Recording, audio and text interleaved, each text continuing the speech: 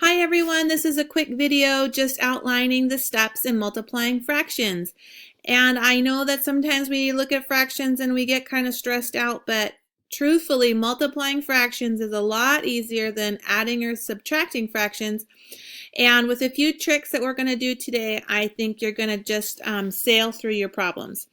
We have 4 steps that we're going to kind of consider looking at here. Step number 1.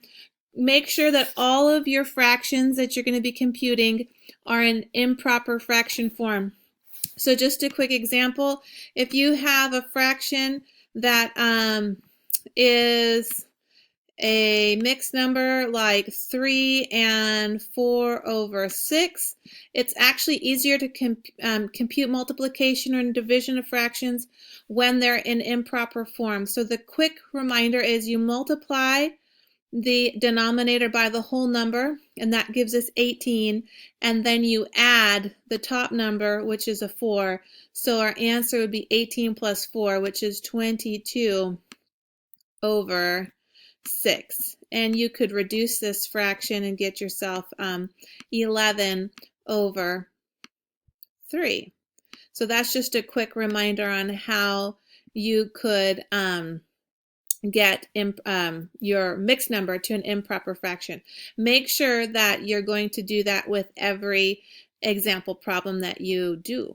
Okay, so let's have a look at our first example here. We can see that there are no mixed fractions here, so we're going to just get started. The rule is when you're multiplying fractions, you multiply numerators times numerators and denominators times the denominators. One quick and easy rule that I use is tops times tops and bottoms times bottoms. So first I'm going to do 5 times 4, those are my tops, and I get 20. My second thing that I'm going to do is 3 times 7, bottoms times bottoms, and I get 21. So my fraction is 20 out of 21. The last step is to simplify the fraction if necessary. Because there are no common terms, I can't divide the same numbers from the top or the bottom. This would be considered lowest terms. So let's just scroll slower, go to example 2. Okay, now for example 2, we're going to do the same thing, but notice that I have a times 3. And that's a little bit nerve-wracking because all of a sudden I've got tops, and I don't have a top here. Well, the trick is that all whole numbers, for example, 5, can be written as a fraction. 5 can be written as 5 over 1.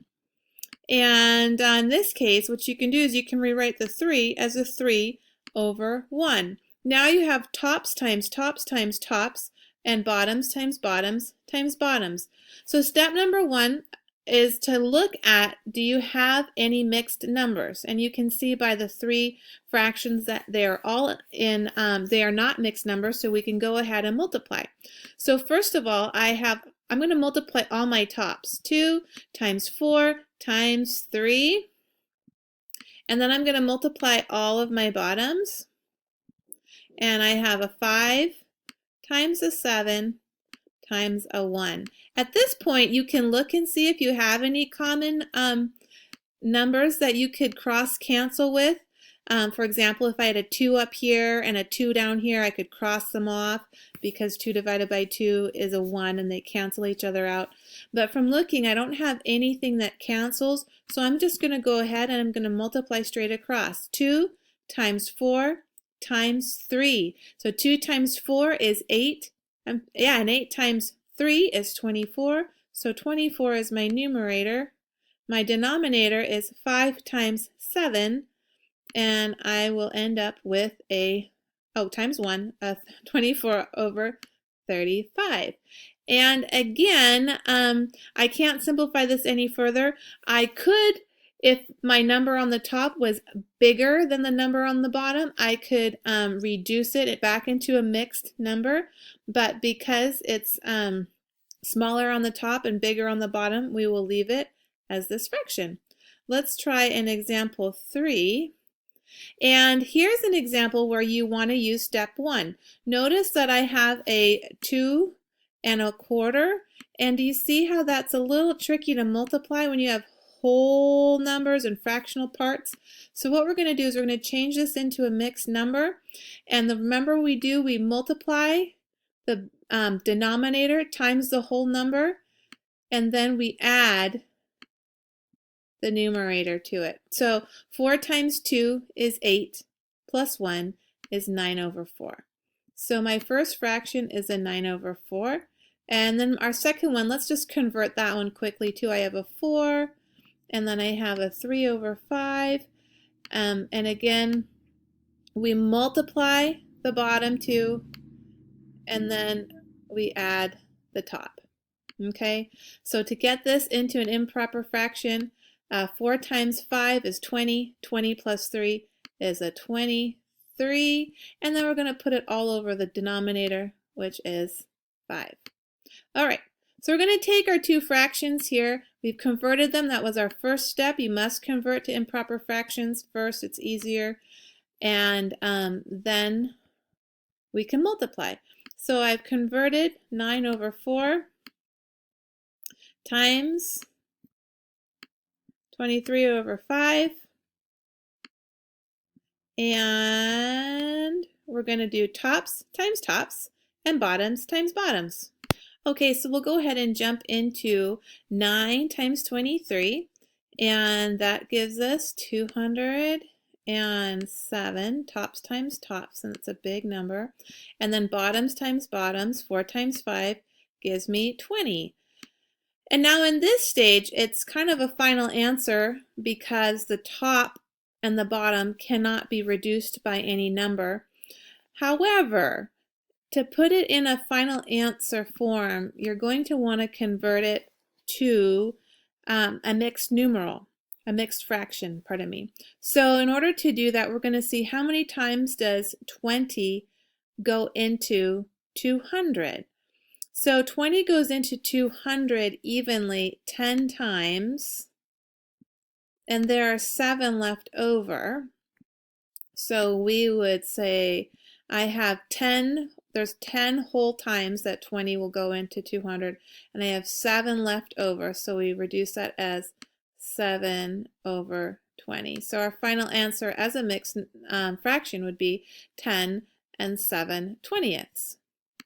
All right, before we quickly end this video, I want to just do an example where you're going to see some cross-canceling.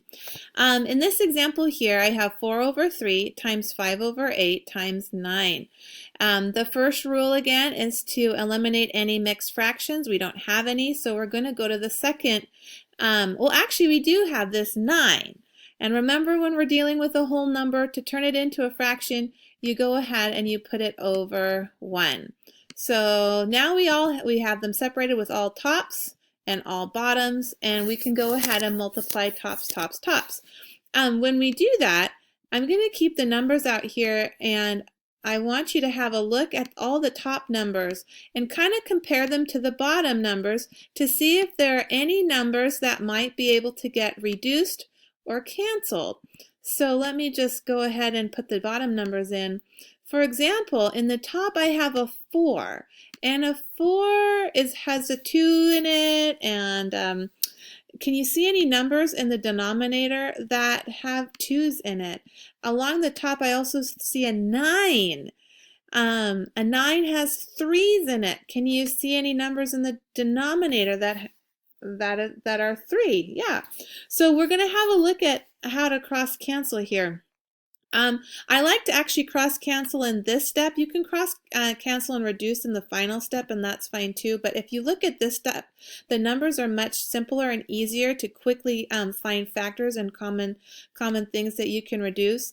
So for example, here's a 4, and a 4 is let me go down here. I've got my 8 down here. There are 2 4's in an 8. So what I can do is I can divide the top by 4 and I can divide the bottom by 4, and I'm left with a 2. And then if I look over here at the 9, I notice that I have a 9 over here and a 3 over here.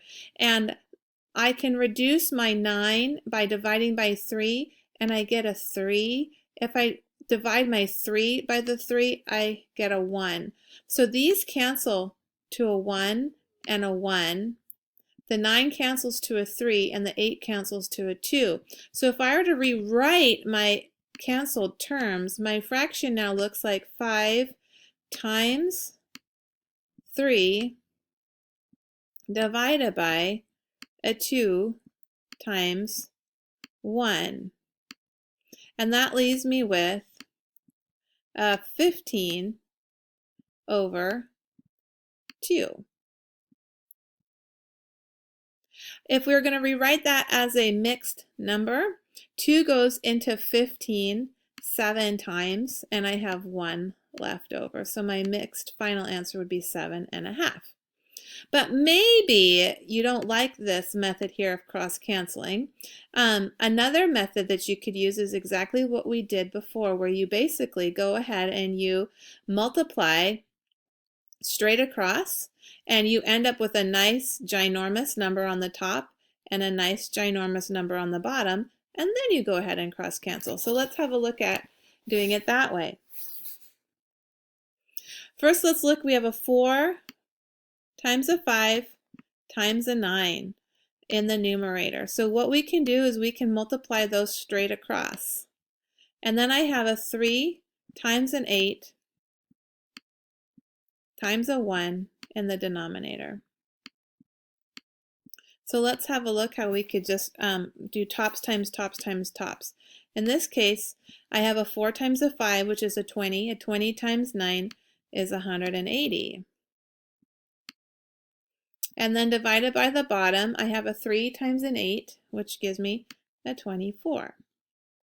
So what you can do is you can use these numbers here and start reducing from here. I notice that 180 is even, and I notice that 24 is even. I notice also that 180, I see an 18 here, which is divisible by 6. 24 is also divisible by 6. So maybe I could start there. So let's try this. I'm going to divide the top 180 by 6.